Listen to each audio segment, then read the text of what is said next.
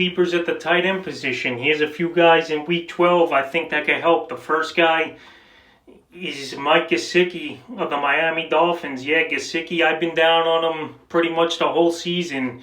He's been inconsistent. Last week he had a decent ball game, was Gesicki, but the thing is, Ryan Tannehill, he came in towards the end of that ball game and he got Gesicki the ball. He ended the game with 4 catches, 43 yards. But this guy still don't have confidence in him. But just for this week and this week only, I do as a sleeper. Versus the New York Jets that give up the 10th most fantasy points to tight ends. And this week I could see Gesicki find the end zone in this one versus a weak Jet defense that can't stop nobody.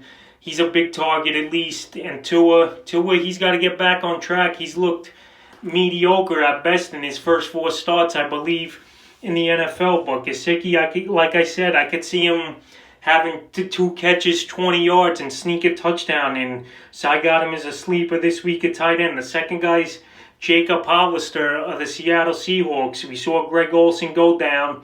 He's most likely out for the season after hurting that foot last week on that Thursday night battle versus the Arizona Cardinals. And Hollister, he was decent for fantasy football last year when they had the injuries to Will Disley and other tight ends over there in Seattle. So Hollister, I believe he'll be in there over Disley for most of these snaps and stuff.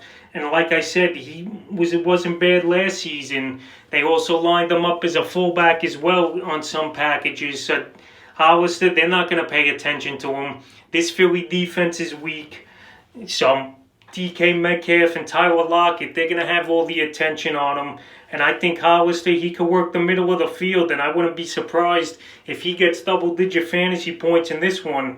Plus, Philly gives up the 6th most fantasy points to tight end. So Jacob Hollister, he's definitely a sleeper, and he's a guy, if you really need a tight end bad, I would go out there and get and put in my lineup. And the third and final tight end, Irv Smith Jr., he's been on this list a few times over the last few weeks, but this week he's got a pretty decent matchup versus the Carolina Panthers, who give up the 11th most fantasy points to tight ends. And Irv Smith, we saw him come back from injury last week versus Dallas. He only had 2 catches, 23 yards, but we saw him a few weeks ago versus Detroit having 2 touchdowns.